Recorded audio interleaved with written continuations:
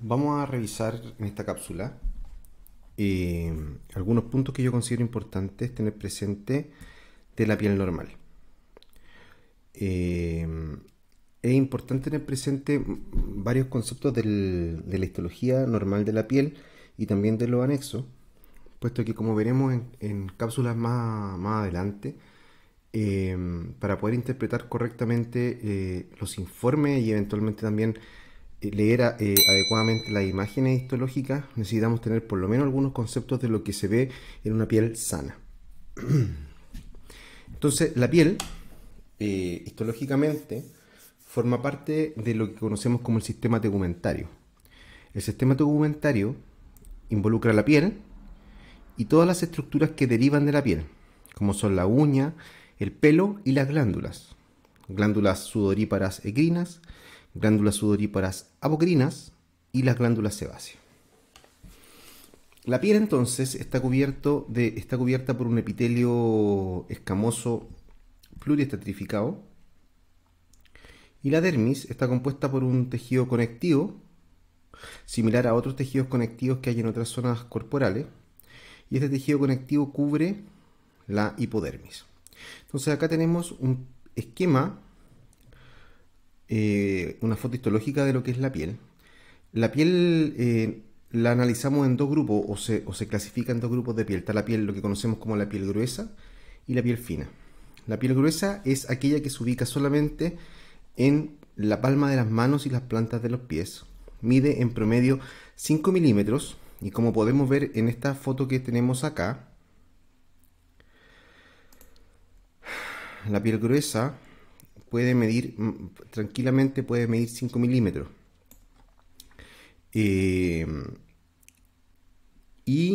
Gran parte de este grosor está dado por el estrato córneo. Acá tenemos, ¿cierto? En la línea roja graficamos lo que es el estrato córneo y aquí tenemos a nivel de esto se llama la zona suprapapilar, a nivel de la zona suprapapilar el resto de la epidermis, o sea, los estratos lúcidos que se ve acá, el estrato granuloso, el estrato espinoso y el estrato basal, que es más o menos un tercio del grosor del estrato córneo a nivel de la piel gruesa. Y cuando lo vemos a nivel de la cresta epidérmica, que es esta zona más elongada que se invagina hacia la dermis, ¿cierto? Es prácticamente el doble del estrato córneo que la zona de la cresta epidérmica. Entonces la piel gruesa mide más o menos, dependiendo de la zona y el paciente, más o menos 5 milímetros. Este mayor grosor está dado por un mayor grosor de la capa córnea, como podemos ver en esta foto. Como dijimos, se ubica en las palmas, exclusivamente en las palmas y en la planta de los pies. Es el único momento donde uno puede ver lo que se llama el estrato lúcido, que es esta zona que separa el estrato granuloso del estrato córneo, y es solamente visible en piel acral o piel gruesa, y en condiciones patológicas también se ve en zonas cutáneas que están crónicamente sometidas a grataje, como en los casos del Lipigen simple crónico, que es la otra situación donde se puede visualizar este estrato lúcido. Una característica importante y la última característica que hay que recordar de la piel gruesa es que carece de las unidades pilosebáceas. Es decir, estas zonas van a tener epidermis, dermis, y en la dermis van a tener los elementos de la dermis, la glándula sudorípara ecrina, no así las glándulas sebáceas ni estructuras pilosas. Esto con respecto a la piel gruesa. Con respecto a la piel fina bueno, vamos a ver imágenes más adelante, pero en la zona de la piel fina, la piel obviamente, como dice el término, es más delgadita, normalmente mide entre 1 y 2 milímetros. El estrato córneo representa una parte muy poco importante del grosor total de la epidermis, y aquí el estrato más grueso, la piel fina, vuelve a ser el estrato espinoso, como suele ser.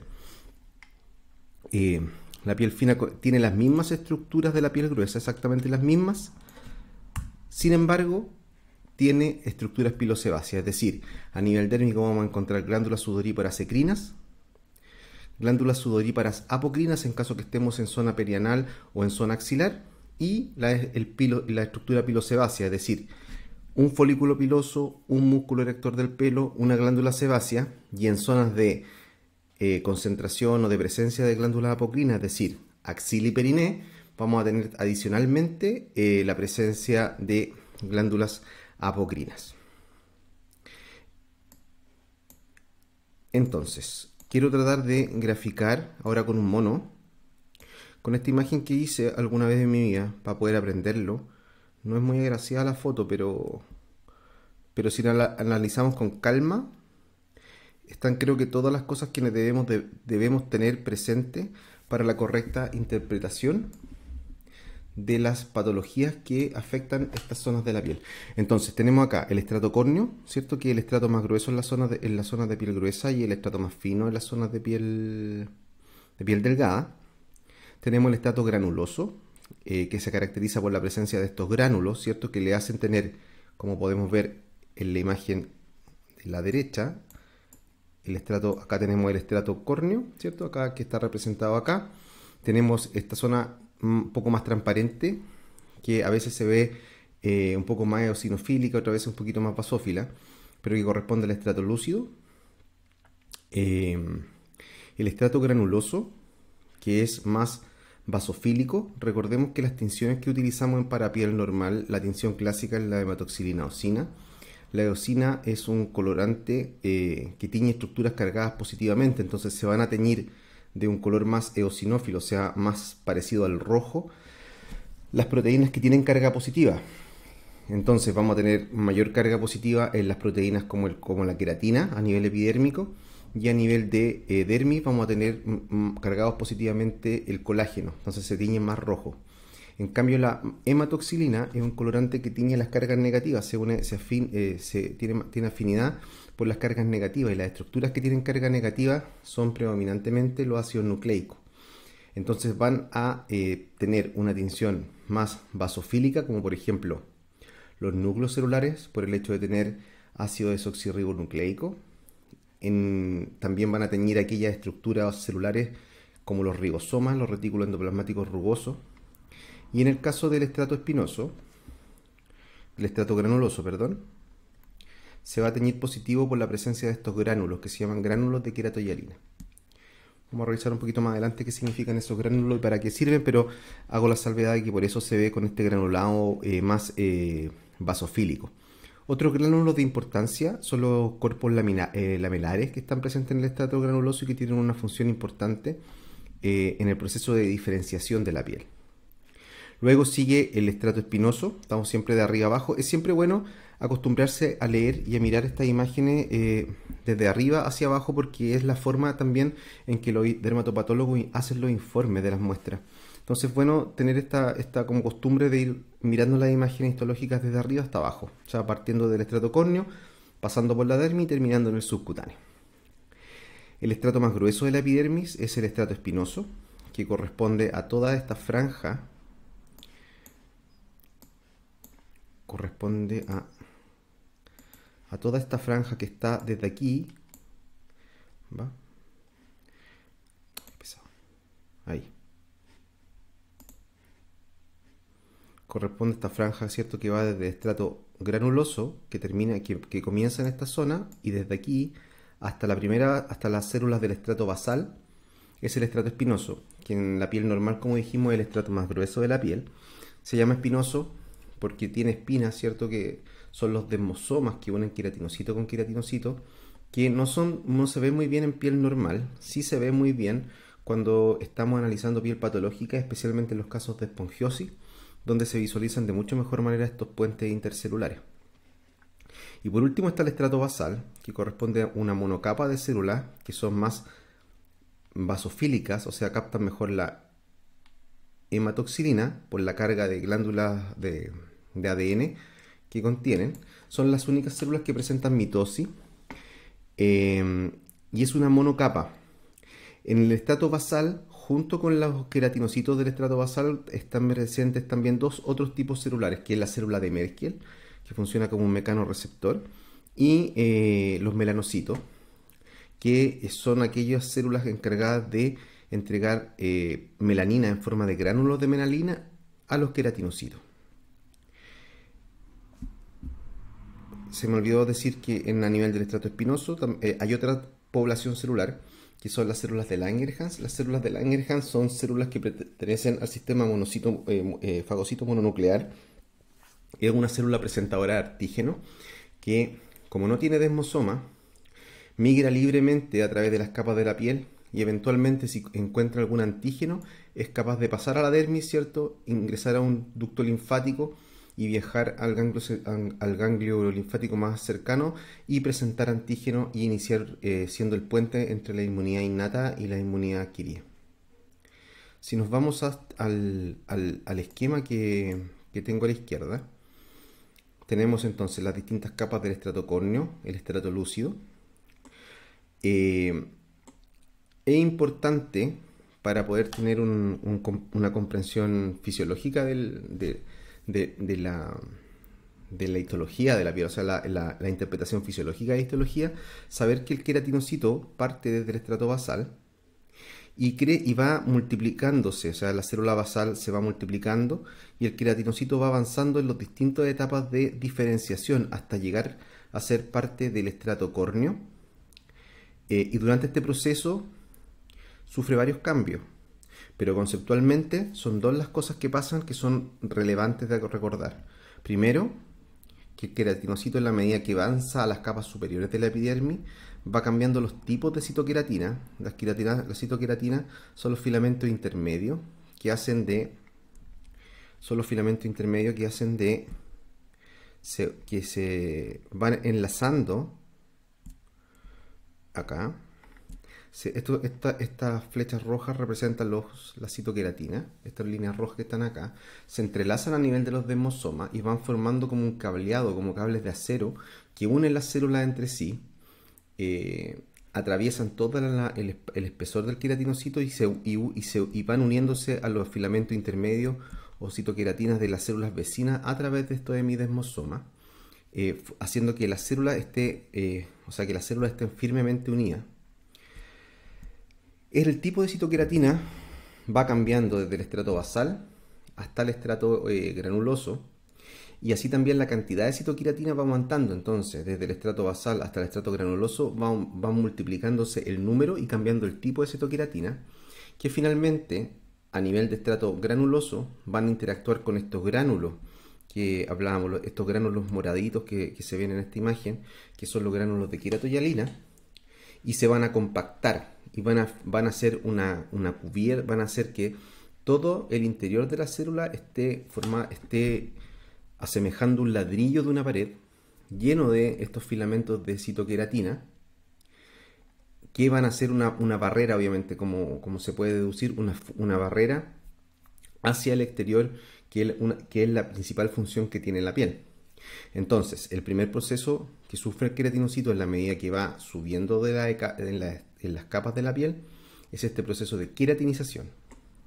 Y el segundo proceso, para lo cual también son importantes los gránulos del estrato granuloso, en este caso los cuerpos lamelares que están acá, es que estos cuerpos lamelares a nivel de estrato granuloso se vierten hacia el intercelular y van formando este cemento. Es una capa lipídica hidrofóbica que impide que el agua se evapore. Entonces, por un lado tenemos que el queratinocito se transforma en una célula rígida, producto de esta sobreacumulación de citoqueratina, que a nivel de estrato granuloso interactúan con estos gránulos de queratohialina y forman esta capa dura rígida. Pero adicionalmente, los espacios intercelulares quedan sellados por esta sustancia cementante lipídica hidrofóbica, producto de la exocitosis de estos cuerpos lamelares del estrato granuloso, y de esa forma tenemos las dos características fundamentales, las dos características físicas fundamentales de la epidérmica, de la capa de la epidermis, que corresponde a esta función de barrera rígida e impermeable, gracias a la compactación de la queratina y la formación de este cemento intercelular altamente hidrofóbico. Entonces, esa es entre comillas, la gracia del estrato córneo. La gracia del estrato granuloso entonces son, por un lado, la producción de estos gránulos de queratohialina que interactúan con la citoqueratina y la producción a nivel del complejo de Golgi de de estos cuerpos, cuerpos lamelares que producen esta sustancia cementante. El estrato espinoso es en la piel delgada, es el estrato más grueso, son varias capas. Y a nivel de estrato espinoso es donde mejor se visualizan las citoqueratinas, por eso el nombre, se forman estas verdaderas espinas que las vamos a ver cuando veamos foto histológica. Y a nivel de estrato espinoso convive esta célula que está acá, ¿cierto? Que es la célula de Langerhans. Esta célula de Langerhans no tiene desmosoma ni hemidesmosoma. Ni hemidesmosoma, perdón, como decía, y por esa característica es capaz de migrar, pasearse y extender estas dendritas en todas las capas de la epidermis y como un sensor, y en la medida que detecta un antígeno es capaz de iniciar una respuesta inmune a nivel del ganglio linfático y activar a la inmunidad adquirida. A nivel del estrato basal, esta monocapa, vimos que estas son las únicas partes en piel normal donde existe mitosis. Conviven dos otras células. Uno es el melanocito, que no tiene desmosoma con sus células vecinas, sin embargo sí tiene hemidesmosoma, que lo mantiene unido a la membrana basal. Este melanocito tiene como función transmitir gránulos de melanina a la epidermis, a la célula epidérmica, a través de estas proyecciones que se llaman dendritas. Más o menos existe un melanocito dependiendo de la fuente donde lo vean, cada 5 o 10 queratinocitos, y le transmite melanina a estos queratinocitos. Esta melanina migra a través de estas dendritas, es fagocitado a nivel del queratinocito y la melanina se va depositando como una capucha, como una gorra, en la parte apical del núcleo del queratinocito, en estas zonas que está acá, ¿ya? Y eso tiene una razón de ser, puesto que es la zona donde esta melanina va a actuar como un factor de protección natural y bloqueará la radiación ultravioleta y previene de esta forma por un lado la producción o la generación de especies potencialmente carcinogénicas o de queratinocitos carcinogénicos. Eso con respecto a la epidermis.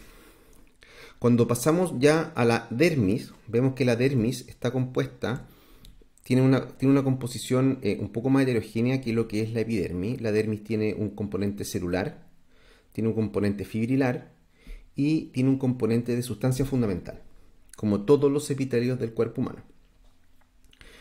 Las fibras, el componente fibrilar más importante que tiene es el colágeno de tipo 1, el colágeno tipo 3, el colágeno tipo 4 y el colágeno tipo 7.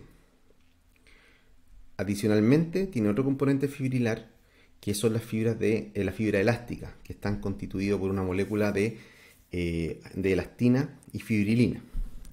Y está la sustancia fundamental, que no se tiñe con los colorantes que se utilizan para microscopía óptica, que está conformada por proteoglicanos.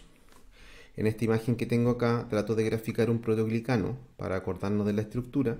Un proteoglicano consiste en un núcleo proteico y glicosaminoglicano que se le unen a este núcleo proteico. Y este conjunto de núcleo proteico con glicosaminoglicanos, se unen a ácido hialurónico. Ácido hialurónico que también es un glicosaminoglicano, pero que no forma uniones con una proteína central. Y esto es lo que se conoce como los proteoglicanos. ¿Ya? Aquí traté de graficar, yo después les voy a pasar estas láminas para que sepan más o menos qué significan los colores. Entonces el color azul significa ácido hialurónico, el color verde es la proteína central y el color naranjo corresponde a los glicosaminoglicanos que no son ácido hialurónico, que interactúan con esta proteína central. Estas moléculas tienen como virtud que son grandes acumuladores de agua, que es otro de los componentes de la sustancia fundamental. Y la otra proteína que forma parte de la sustancia fundamental, aparte de los proteoglicanos, son las glicoproteínas adhesivas, donde está la laminina y está la fibronectina, que son proteínas que van formando puente entre otras distintas moléculas, tanto de la sustancia fundamental como del componente fibrilar de la dermis. Entonces, a nivel dérmico, tenemos componente fibrilar, componente celular y un componente de sustancia fundamental. Tenemos lo que se conoce como la membrana basal. Esta membrana basal está compuesto de dos zonas, la membrana lúcida y la membrana densa. Vamos a hacer un acercamiento para poder entender un poquito más en qué consiste esto.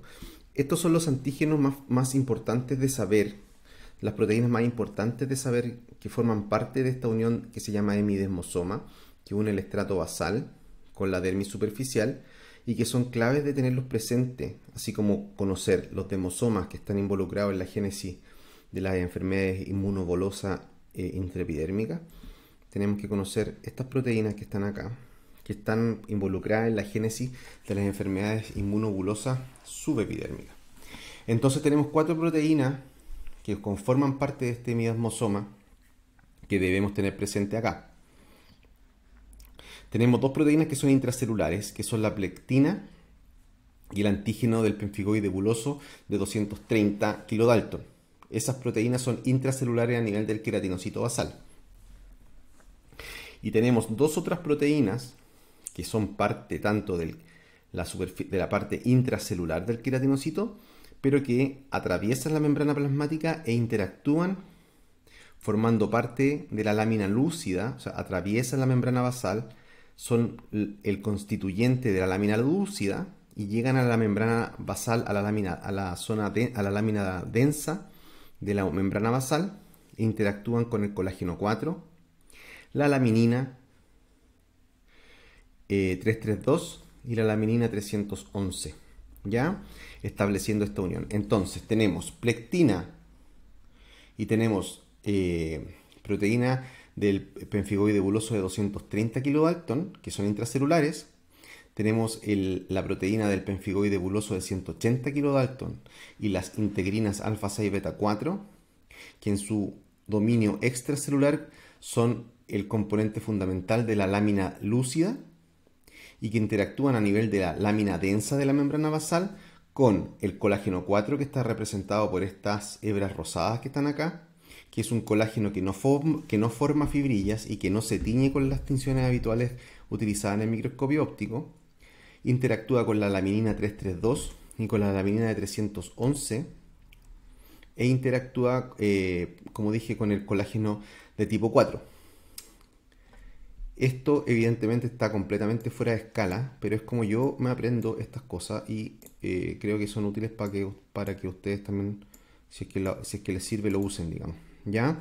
Aprenderse cuáles son las dos proteínas intracelulares, aprenderse cuáles son las 2 proteínas que tienen tanto un dominio intracelular como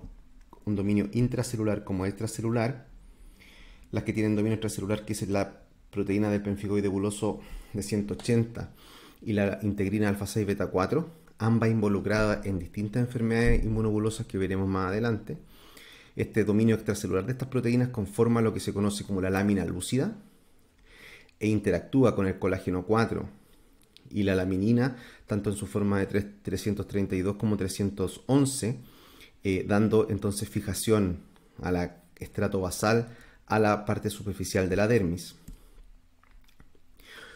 Esto todo a nivel de la dermis superficial o dermis papilar. Luego, la membrana basal, la zona densa de la membrana basal o la lámina densa,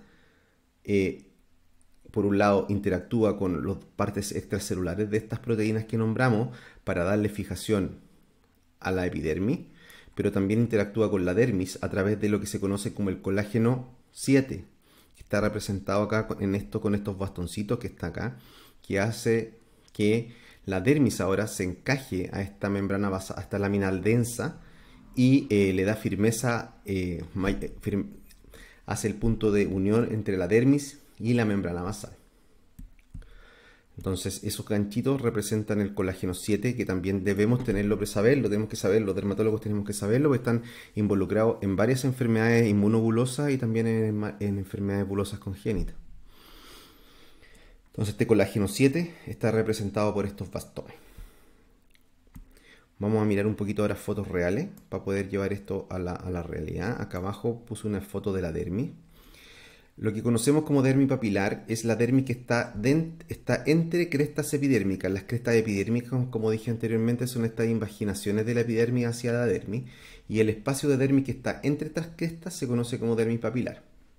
Esta dermis es una dermis mucho más laxa, cuyo componente fibrilar está fundamentalmente compuesto por colágeno de tipo 1 y colágeno de tipo 3. Colágeno tipo 1, que se tiñe, tiene carga positiva y se tiñe rojo, se tiñe con la eosina, o sea, da un color rojo. Y también colágeno tipo 3, que no se tiñe bien o no se tiñe con las tinciones habituales y se llaman también fibras de reticulina y se tiñen con otro tipo de tinciones cuando se buscan. Estas fibras de colágeno tipo 3 se encuentran y se buscan, están muy presentes en otras zonas corporales, no en la piel, como por ejemplo en la médula ósea. Y estas fibras de colágeno tipo 3, que también se conocen como fibras reticulares, se tiñen con tinciones de plata, si es que se quisieran teñir. Y esas son, entonces, colágeno tipo 1 y colágeno tipo 3, los principales componentes fibrilares de la dermis papilar. La dermis reticular es casi solamente colágeno de tipo 1 y fibra elástica, que está compuesto a su vez la fibra elástica por moléculas de elastina y de fibrilina. El colágeno tipo 1, como dije, tiene cargas positivas, se tiñe bien con la eosina. Colágeno tipo 3 no se tiñe muy bien, hay que teñirlo directamente con tinciones de plata. Y la elastina no se tiñe bien con las tinciones de hematoxilina eosina porque no es muy polar, no es una molécula polar. Entonces no tiene cargas positivas ni negativas. Y cuando se quiere buscar la fibra elástica, hay que teñirlas directamente con otras técnicas de histoquímica, que es la tinción de... Ahí se me olvidó ahora. A ver, hay una tinción de fibra elástica, no la tengo, se me fue ahora, pero hay que buscarla directamente, no se tiñe bien con las tinciones de hematoxilina eosina. ¿Ya? Entonces el componente fibrilar lo podemos ver, el componente celular también lo podemos ver. Las células que frecuentemente vemos en la dermis como residentes habituales son la más importante de fibroblasto, ¿cierto? Que es el responsable de la producción de todas las sustancias, tanto fibrilares como no fibrilares de la dermis. Y existen otros componentes como las células cebadas, algunos macrófagos residentes que también se conocen como histocitos, y eventualmente algunos leucocitos, especialmente linfocitos, que pueden estar presentes en la dermis normal. Vamos nuevamente al esquema. En la dermis, entonces, aparte del componente fibrilar y no fibrilar, tenemos el componente celular, que lo mencionamos, y existen algunos otros componentes que los tengo graficados acá, y quiero que ustedes lo memoricen, o sea, que lo entiendan y después los podamos ver en imágenes reales. A nivel de la dermis superficial, de la dermis reticular, están los corpúsculos de Meissner, que funcionan como mecanorreceptores, al igual que las células de Merkel. Se me olvidó decirles que a nivel de la epidermis existen fibras aferentes, fibras no mielinadas aferentes, que funcionan como sensores de temperatura, de dolor y de prurito, y que son terminaciones nerviosas libres, o que están libres o que interactúan con la célula de Merkel. Y la célula de Merkel funciona como mecanorreceptor. Entonces, estas terminaciones nerviosas libres sensan dolor, temperatura y picazón, prurito, y interactuando con la célula de Merkel sensan tacto fino. En la dermis misma existen estos corpúsculos que se llaman corpúsculos de Meissner. Estos corpúsculos de Meissner se ven en tinciones con hematoxilina eosina y también sensan tacto fino. Se ubican principalmente en pinacral, que son las zonas donde mayormente se necesita este tacto fino. Y a nivel profundo están los corpúsculos de Pacini. Estos corpúsculos de Pacini son como como una cebolla partida por la mitad, que sensan presión, ¿ya? Entonces no sensan tacto fino, como están en una ubicación más profunda, lo que hacen es sensar presión. Eso con respecto a los receptores. Existen otros receptores que rara vez se ven en tinciones habituales, que son los de Ruffini y los de Krause, que no los voy a mencionar porque no se suelen ver en imágenes histológicas normales. También en la dermis, en la zona de la unión entre la dermis reticular y el tejido adiposo, están las glándulas sudoríparas ecrinas. Estas glándulas sudoríparas ecrinas están embebidas o están dentro de una matriz compuesta habitualmente por adipocitos. Entonces, cuando nosotros estamos viendo un corte de piel y vemos las glándulas sudoríparas ecrinas, ya estamos cerca de la hipodermis. Es algo que hay que recordar. ¿Ya? Entonces, a nivel de la dermis, componente fibrilar, componente celular, tenemos alguna fibra sensitiva, algunos anexos como las glándulas sudoríparas ecrinas. También tenemos el aparato pilosebáceo en la dermis, que lo vamos a revisar cuando veamos mejor las imágenes histológicas, cuando nos tratemos de referir un poquito más en particular al pelo.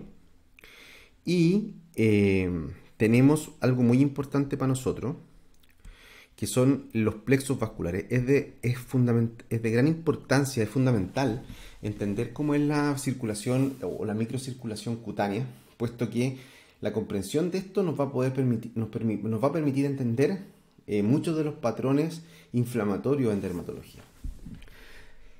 La circulación cutánea está compuesta de dos plexos. Un plexo superficial, que está a nivel de la unión de la dermis papilar y la dermis reticular, y un plexo profundo, que está a nivel de la unión de la dermis reticular con el panículo subcutáneo.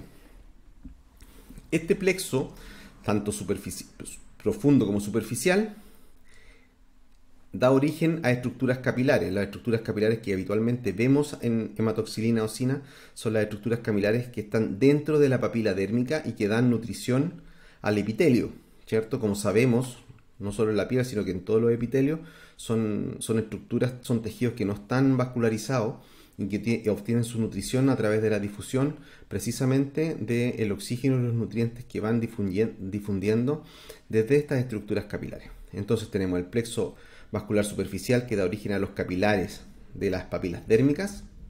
Tenemos el plexo profundo, que da origen también a algunos plexos capilares que dan nutrición a las estructuras anexiales de la dermis. Y tenemos comunicantes entre ambos sistemas, tanto el superficial como el profundo, mediante anastomosis arteriovenosa, que son fundamentales para otra de las funciones importantes de la piel, que es la termorregulación.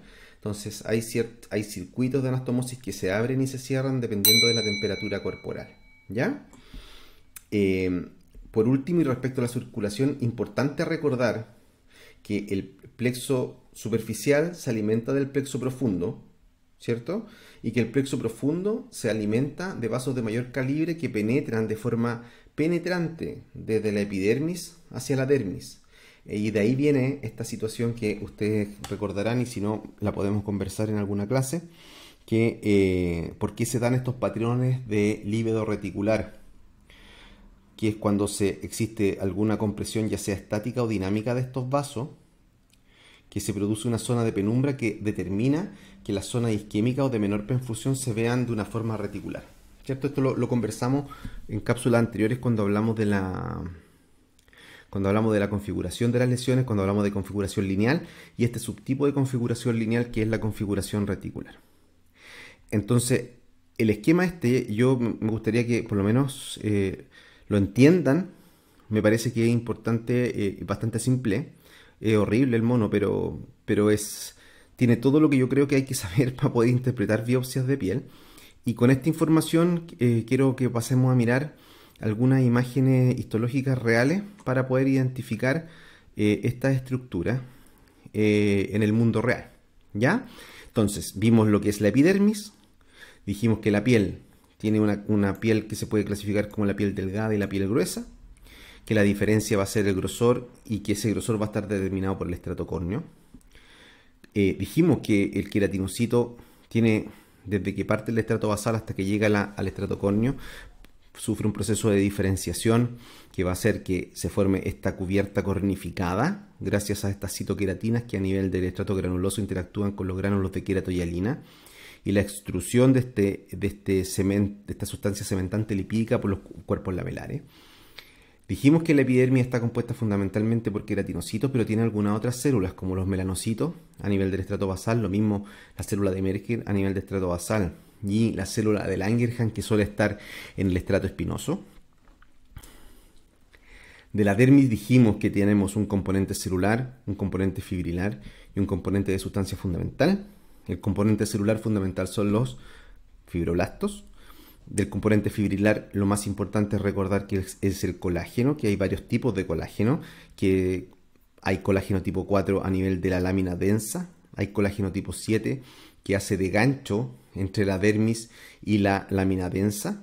Está el colágeno tipo 3, que también se conoce como fibras reticulares, que no se tiñe muy bien con las tinciones habituales. Y está el componente colagénico fundamental de la dermis, que es el colágeno de tipo 1, que se tiñe rojo, ¿cierto? Porque es una proteína cargada positivamente que interactúa con la eosina. Hablamos de los dos plexos, importante tenerlos presentes. Dijimos que este plexo superficial da origen a los capilares de las papilas dérmicas y este plexo profundo alimenta este plexo superficial. Normalmente, esto es como spoiler de lo que viene después, pero en las dermatitis perivasculares superficiales se centran en estos capilares y en estos plexos superficiales. Y también las vasculitis leucocitoclásticas de vaso pequeño producen vasculitis a nivel de estos vasos. En cambio, cuando lo que está comprometido son los vasos profundos, estamos ante la presencia de vasculitis de vaso mediano, porque estos vasos, como veremos en las imágenes reales, tienen componentes musculares, no así las del plexo superficial. Del panículo dijimos poco, que básicamente se ve como espacios vacíos, como vamos a ver en las imágenes reales. Está separado por unos septos de tejido conectivo.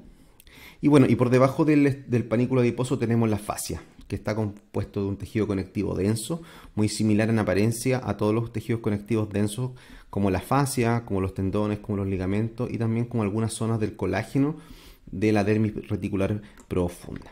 Acá tenemos un corte de una piel acral, es decir, una piel gruesa. Con lupa podemos ver que esta piel está compuesta por la zona más basofílica, que es la epidermis, la dermis, que corresponde a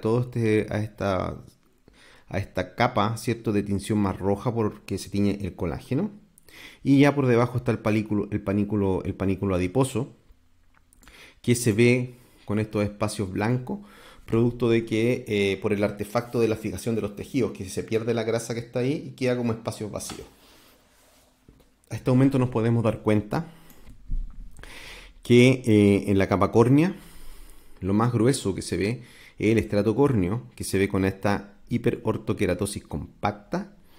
La epidermis, tenemos las crestas, ¿cierto? Las crestas epidérmicas, que son estas extensiones o invaginaciones de la epidermis hacia la dermis, y su correspondiente papila dérmica, y el espacio de la dermis que está entre crestas, que se conoce como dermis papilar, es una dermis que tiene un tejido colágeno más, ¿cierto?, con un poco más delgado, el entrecruzamiento de las fibras colágenas con respecto a lo que se ve en la dermis profunda. Tenemos el estrato córneo, tenemos el resto de la epidermis con el estrato granuloso, que es lo que se ve más, que es lo que se ve aquí más basofílico, que se tiñe mejor con la hematoxilina osina. Aquí se ven, vamos a ver si hasta dónde podemos llegar con el acercamiento de esto. Acá se ven claramente los gránulos de queratohialina, ¿cierto? Todo esto que tenemos acá es el estrato espinoso, y acá tenemos el estrato basal, donde si buscamos con paciencia podemos quizás encontrar algunos melanocitos. Células de Merkel en verdad no se ven porque al parecer son queratinocitos diferenciados y se ven muy parecidos a los queratinocitos. El melanocito a nivel de estrato basal sí se puede identificar, puesto que como no tiene demosoma, cuando se produce la contracción del producto de la fijación del tejido, cuando se hace la preparación histológica, se produce el citoplasma, se pega al núcleo y forma una vacuola extracelular. Entonces se puede ver, a ver si es que durante la presentación encuentro algunos, se ven acá, miren. Aquí no da muy buen foco esto. Voy a pausar la grabación, voy a darle más foco. Acá lo que se ve en el estrato basal son estas células que tienen un halo, ¿cierto? Que es producto del proceso de fijación de la muestra. Esto en particular corresponde, sí, corresponde a un queratinocito, eh, porque como está unido el queratinocito por desmosoma a las paredes apicales y laterales y a la capa basal por hemidesmosoma, cuando se produce la fijación y la contracción de la membrana plasmática, esta membrana plasmática queda pegada a los queratinocitos adyacentes por otro desmosoma y es el núcleo el que queda como una vacuola. Entonces esto es un queratinocito. Los melanocitos se ven, esto es un melanocito, este es un melanocito. Se ven, acá es este otro melanocito, se ven una superficie, se ve un poco de citoplasma gris y una vacuola. Entonces, la diferencia histológica entre un queratinocito y un melanocito es que el melanocito se ve un núcleo y una vacuola. Esto también es un melanocito. Y el melanocito se ve un núcleo y se ve un poco de citoplasma más gris, ¿cierto? Y la vacuola, producto de que este citoplasma quedó pegado al núcleo ya que no tiene desmosoma. Como no tiene desmosoma, se pega el núcleo y queda un conchito de citoplasma entre el núcleo y la membrana celular. Ya, esto entonces es una forma de diferenciar los melanocitos de los queratinocitos. Tenemos entonces el estrato espinoso. En el estrato espinoso se pueden ver células de Langerhans, que yo no veo. Las células de Langerhans se ven mucho mejor en piel enferma, sobre todo en fenómenos espongióticos. Cuando se forman incluso estas vesículas espongióticas intraepidérmicas, se ven bien estas células que tienen un núcleo arriñonado. Si es que encuentro alguna durante la presentación, les voy a mostrar. El estrato espinoso que, si ustedes se fijan, no puedo darle más aumento. Si tuviéramos un microscopio, yo estoy acá con una lámina escaneada. Si tuviéramos un microscopio y pudiésemos mover el condensador, podríamos ver que ahí se ven las espinas, pero se ven como puntitos más oscuros, más claros, más claros, más oscuros. Esas son las espinas. Y de ahí el nombre de la capa espinosa de la piel. Tenemos acá mira, aparece una estructura interesante. Acá tenemos la cresta epidérmica. Esto es lo que se llama la zona suprapapilar porque corresponde a lo que está por encima de la papila dérmica. Y aquí tenemos esta estructura. Si la vemos acá, y aquí podemos hacer un poquito de zoom. Si se fijan ustedes aquí, es una estructura que tiene fibras paralelas, que corren paralelas a la superficie de la piel. Este es un corpúsculo de Meissner y son frecuentes en piel acral. Son estos corpúsculos sensitivos que están en la dermis que están encargados de la detección de tacto fino. Si buscamos con paciencia probablemente vamos a encontrar varios más y están siempre ubicados a nivel de la dermis papilar. Bueno, ahí vimos uno, si aparece otro les voy a comentar. A nivel de la dermis papilar entonces vemos que las fibras son más laxas, ¿cierto? Más laxas que lo que se ve a nivel de la dermis reticular, donde las fibras colágenas son mucho más gruesas. Nos vamos a alejar un poquito porque les quiero mostrar un poco los plexos vasculares. Esto que está acá, esta célula que está acá, mejor voy a ir un poco más atrás. Esta zona que está acá, que es la unión de la dermis papilar y la dermis reticular, en esta zona están estas células. A ver si logro poner el lápiz. Están estas estructuras que vemos acá, que... no quiere el lápiz. No, sin lápiz. Estas estructuras que vemos acá, que si nos acercamos, se van a fijar ustedes que tienen... bueno, acá por efectos de quizás no es el mejor ejemplo, pero está dañado por el efecto de la fijación del tejido. Hay un artefacto acá, pero si se fijan, son núcleos celulares que el núcleo se abomba hacia el lumen. Estas son estructuras vasculares. Esto es un endotelio, es una estructura endotelial, y las células que están por fuera de la estructura endotelial son los pericitos. Esto corresponde al plexo venoso superficial, que está entre la dermis papilar y la dermis reticular. Y si seguimos la línea vamos a encontrar varias estructuras vasculares más. Acá tenemos otra.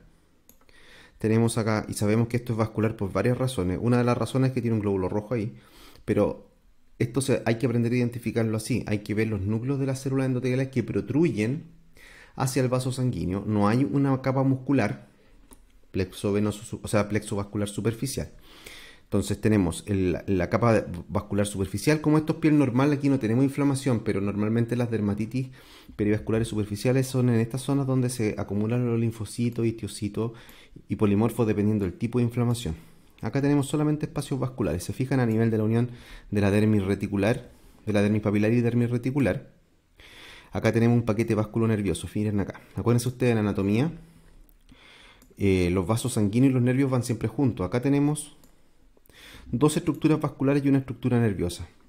Acá tenemos tres estructuras vasculares. Probablemente esto sea una vénula y estos sean arteriolas. De hecho, estas arteriolas tienen al parecer una pequeña capa muscular porque tenemos estas estructuras que parecen como, estos núcleos que parecen como de cigarrillo. Podría ser una arteriola esto. Tienen núcleos que protruyen al centro. Estos son vasos sanos. No tienen necrosis fibrinoide. La necrosis fibrinoide, la fibrina es más roja que el colágeno. Entonces, cuando vemos vasculitis, vemos un vaso que está rojo, más rojo que el colágeno subyacente. Esa es una forma de identificarlo. Acá tenemos una célula, tenemos un componente fibrilar. Esto es un nervio cortado de forma transversal.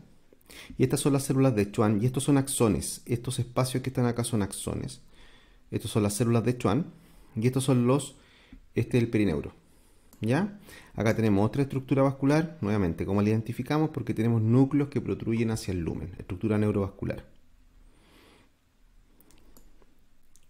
Entonces, dermis reticular, revisamos y vimos, acá hay otro, mira, acá tenemos otro, acá hay otro, aquí se ve otro, déjenme a ver si me deja dar, si esto me deja dar zoom.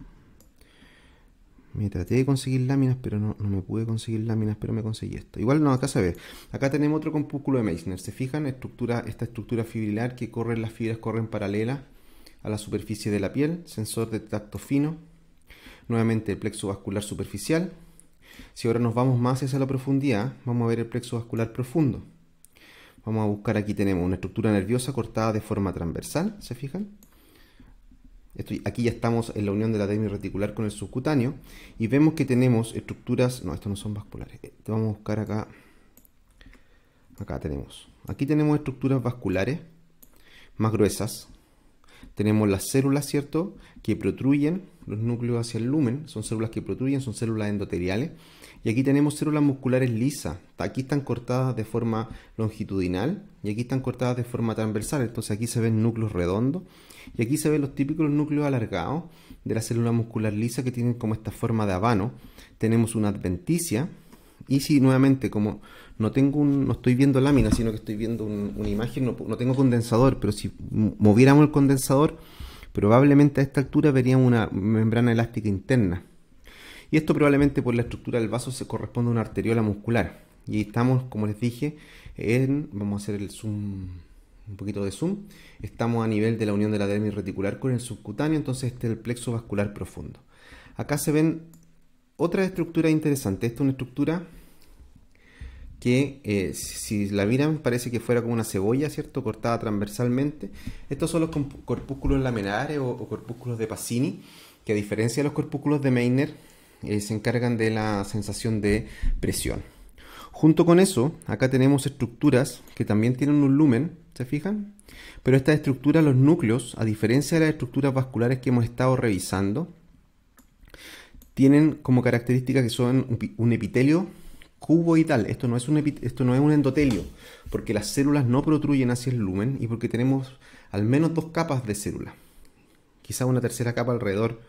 Y esto corresponde a una glándula sudorípara ecrina, lumen y un epitelio cuboidal, glándula sudorípara ecrina. Un corpúsculo de Pacini. Acá tenemos más glándula sudorípara ecrina. Aquí que ya estamos viendo glándula sudorípara ecrina, ya sabemos que viene la hipodermis inmediatamente debajo, porque normalmente las glándulas sudorípara ecrina están como alojadas en extrusiones de tejido adiposo hacia la dermis. Aquí tenemos un corpúsculo de Pacini. Acá tenemos probablemente otro vaso porque tenemos un epitelio endotelial, ¿cierto? Tenemos endotelio, o sea, células que nuevamente los núcleos protruyen hacia el lumen. Nos manejamos un poco, vemos la diferencia entre el colágeno de la dermis papilar y la dermis reticular. Mucho más intensamente teñido eosinófilo el colágeno de la dermis reticular. Y ya más hacia profundo, el panículo adiposo. Folículo adiposo que en realidad se ve solamente como espacios quísticos, producto de la fijación de lo separado por septo de tejido conectivo. Y no mucho más se ve. Se ven algunos vasos sanguíneos con capas musculares. Bueno, quizás aquí podemos ver alguna membrana elástica. Voy a tratar de conseguirme lámina para poder hacer otra grabación. Pero bueno, es lo que tengo. Me perdí. ¿Dónde estoy? Acá está. Estoy metido en el panículo adiposo yendo buscando un vaso a ver si logro mostrarle alguna membrana elástica interna. No, pero no veo. Aquí. Acá. No.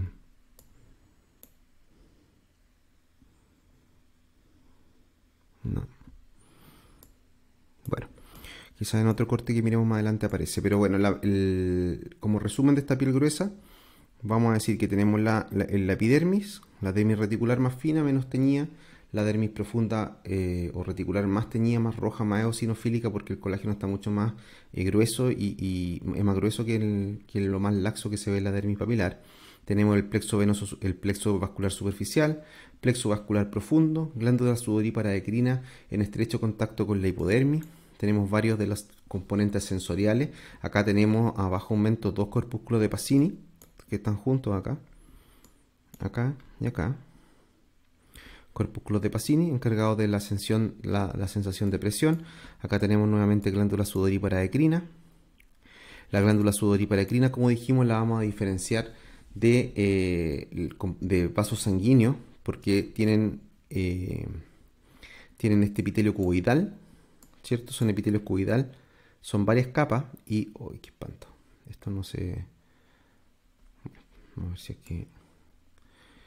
Tiene un epitelio cuboidal, ¿cierto? No es endotelial y son al menos dos capas o son dos capas celulares que producen el sudor, y esta glándula se ve cortada, como muchas veces probablemente sea una sola glándula, que esto es como un caracol o es como una culebra, digamos, es una cosa que se enrolla y que va a drenar directamente a nivel de la piel. Esto se me olvidó mostrárselo. Va a ir la glándula sudorípara ecrina, drena directamente en la epidermis, en una estructura que se llama el acrosiringio, que en la piel acral están muy concentradas las glándulas sudorípara ecrina en piel acral como esta. Entonces, aquí tenemos un acrosiringio. Esto es un corte. Recordemos que lo que estamos viendo es una visión bidimensional de estructuras que son tridimensionales. Entonces depende por dónde pase el corte, vamos a ver la lesión, o sea, vamos a ver la estructura completa. Aquí no vamos a ver la estructura completa, pero podemos adivinar que estos espacios que están acá corresponden a la salida del acrosiringio, que es el ducto excretor de la glándula sudorípara ecrina. A ver si es que miro un poco más la imagen acá, si encuentro alguno más definido. Si no, quizás en otra imagen va a aparecer. Pero lo importante recordar es que la glándula sudorípara ecrina drena directamente a nivel de la epidermis, a diferencia de la glándula apocrina, que se encuentra en piel perianal y en piel axilar, que drena a través al folículo piloso, al igual que lo hace la glándula sebácea. Glándulas sebáceas que, como es esperable, no van a estar presentes en esta estructura que estamos viendo, puesto que esto corresponde a piel gruesa, que no tiene estructuras pilosebáceas. Brevemente les voy a mostrar otro recorte de una piel gruesa, que básicamente son las mismas estructuras. Se fijan acá, producto de la tinción, aquí se ve un poco más eosinófilo que en la anterior, el estrato córneo, siempre mucho más grueso y la capa más gruesa de la epidermis de la piel gruesa. Acá el estrato lúcido se ve un poco más basófilo, pero se ve más transparente que el estrato córneo.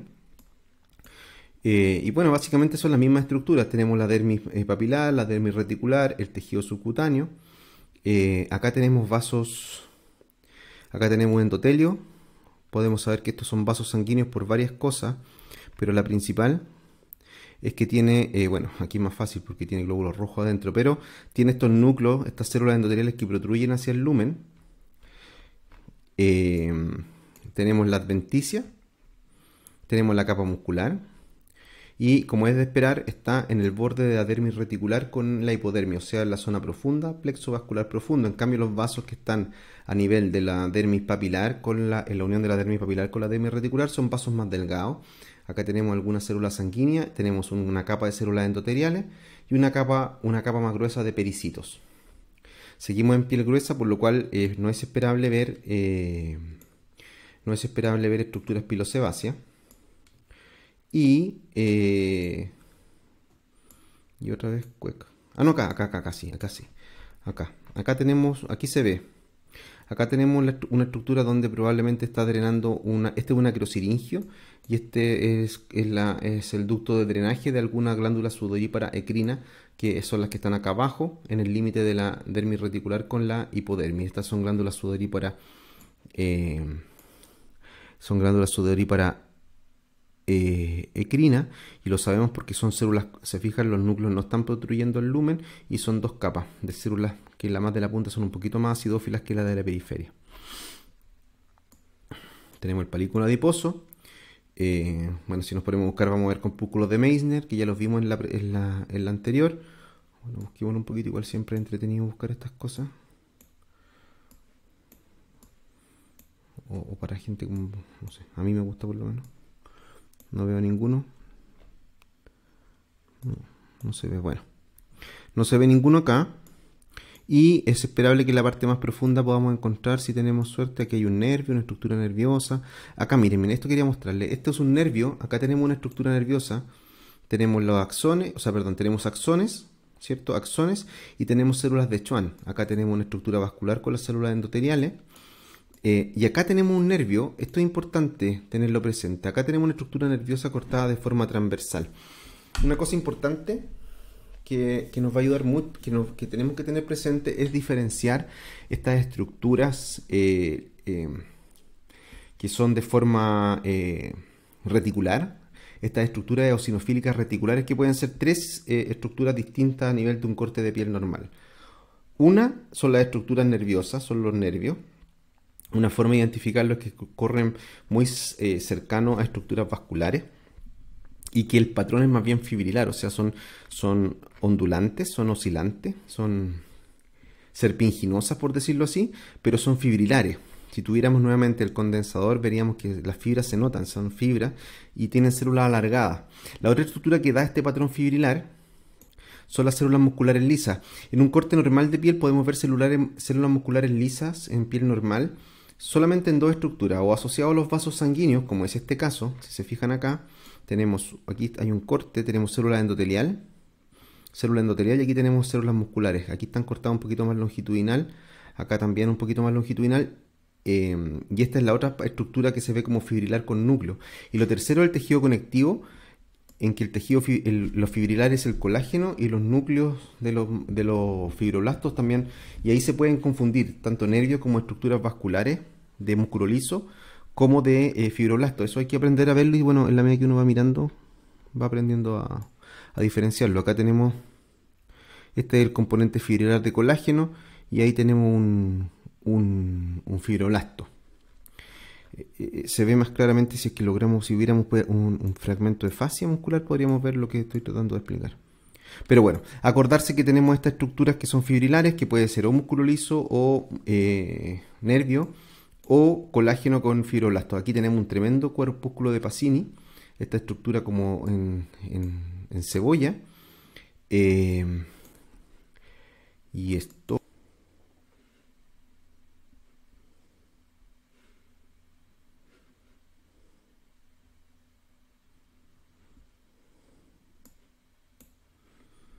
¿Cómo se agranda esto? Acá, no. Ahí. Acá tenemos una estructura de piel delgada, ¿cierto? Esto es piel normal delgada. Las características tintoriales van variando en el fondo de la preparación histológica. Acá vemos que, a diferencia de las pieles que vimos anteriormente, este es un estrato córneo con una ortoqueratosis en cesta, no es compacta como la que se ve en la piel gruesa, y evidentemente el estrato córneo es mucho más delgado que lo que vimos en lo anterior. Se mantienen las mismas capas de la epidermis, ¿cierto? Tenemos estrato basal, aquí tenemos probablemente, acá tenemos un melanocito, ¿cierto? Porque tenemos un núcleo con una vacuola, pero tenemos un poco de citoplasma rosado ahí. Tenemos células basales, queratinocitos basales. Muchas veces podemos encontrar alguna que otra mitosis en el estrato basal, el estrato espinoso, el estrato granuloso y el estrato córneo. Y la dermis mantiene las mismas características, con la diferencia que a este nivel, en una piel delgada, nos debiésemos encontrar con estructuras pilosebáceas, que yo todavía no veo alguna. Déjenme mirar por acá. Tenemos las mismas estructuras vasculares superficiales. Ahí tenemos una, la vamos a mirar. Aquí está el plexo profundo, el plexo superficial, el palículo adiposo, vasos musculares. Aquí tenemos una zona donde se están juntando las glándulas sudoríparas endocrinas. Y aquí tenemos una estructura pilosebácea, pilosa. Aquí tenemos un folículo piloso. Esto probablemente sea un vello, no un pelo terminal, por varias razones, pero la principal es que es porque el folículo, bueno, puede ser efecto del corte, pero no alcanza la hipodermia. Normalmente los folículos pilosos, el bulbo alcanza la hipodermia. Aquí cuando llegan a la dermis media suelen ser solamente vellos. Debiésemos poder ver un músculo. Mira, aquí se ve. Aquí se ven un material fibrilar, como decíamos anteriormente, con algunos núcleos. Aquí hay algunos núcleos que son como en cigarrillo y están insertándose en la adventicia del folículo. Entonces esto corresponde a músculo liso. Este es el músculo erector del pelo. Este músculo se inserta a nivel del bulbo en la adventicia del folículo piloso y a nivel de la dermis papilar, y en circunstancias de frío o de vergüenza, etcétera, se contrae y hace que el pelo haga este movimiento de aquí para acá y se pare, ¿cierto? Y aparece esa piel como de gallina que nos da cuando tenemos frío. No muchas cosas más les puedo decir de acá, pues no veo glándulas sebáceas como para mostrarle algunas. Las veremos mejor en el cuero cabelludo. Tenemos la misma estructura. Aquí tenemos un filete de músculo liso, ¿cierto? Que se ve otra estructura fibrilar eosinofílica, en este caso en particular, con estos núcleos nuevamente como en forma de habano. Probablemente esto sea un músculo liso y esto sea un folículo piloso, y este músculo liso se va a insertar en esta adventicia, ¿cierto? En la dermis papilar, y hace este gesto como de piel de gallina. No veo muchas cosas más acá para mostrarles, no veo mucho. Igual es medio fea la imagen. Claro, se va a ver siempre mejor. Se va a ver mejor con un... Se va a ver siempre un poquito mejor con láminas, pero no tengo. Eso.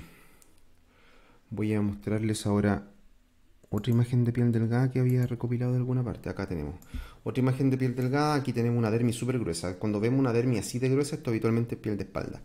Es una piel extremadamente gruesa. Tenemos la epidermis, las mismas capas, ¿cierto? Tenemos una piel ortoqueratósica en cesta, un estrato córneo delgado, un estrato granuloso presente, ¿cierto? Aquí están los gránulos de querato y hialina. Tenemos un estrato espinoso grueso. No he visto células de Langerhans, ya he estado buscando. Ahí, bueno, yo tampoco soy patólogo, así que no, capaz que hayan aparecido algunas y no haya visto, pero se ven como células muy parecidas a lo que pasa con los melanocitos. Aquí tenemos un melanocito probablemente. Aquí tenemos una célula con una vacuola y un poquito de citoplasma perinuclear. Probablemente sea un melanocito. Se ve muy parecido, pero a nivel del estrato espinoso. Las vamos a ver mucho más abundante cuando veamos patología, cuando veamos eczema, y ahí se ven mucho mejor las células de Langerhans. La epidermis, aquí sí se ve bien distinto la dermis, esta diferencia que hay entre la dermis papilar, ¿cierto? Más laxa, y la dermis reticular mucho más densa. Tenemos las mismas figuras, los plexos superficiales, el plexo profundo, y más hacia profundo tenemos una dermis que es muy gruesa porque estamos en la piel de la espalda. Aquí la piel de la espalda es muy gruesa. Aquí tenemos el estrato la capa subcutánea. Y no veo muchas más cosas que mostrarles. Otra vez no veo vellos, no veo glándulas sebáceas. Bueno, tenemos acuérdense de que hay que identificar estos fragmentos. Hay que saber identificar la red de crestas, ¿cierto? Las crestas epidérmicas, que son estas extensiones que están acá, y las papilas dérmicas, que es la imagen en espejo, pero es la extrusión de la epidermis, de la dermis hacia la epidermis. Este corresponde a un queratinocito porque tenemos una vacuola y tenemos un núcleo sin restos de citoplasma. Esto corresponde a un melanocito porque tenemos una vacuola, tenemos un poco de citoplasma y el núcleo. Muy parecido se ve la célula de Langerhans, con un núcleo riñonado. Quizás esa es una célula de Langerhans, que se ve en forma como de poroto y un poquito de citoplasma como una vacuola.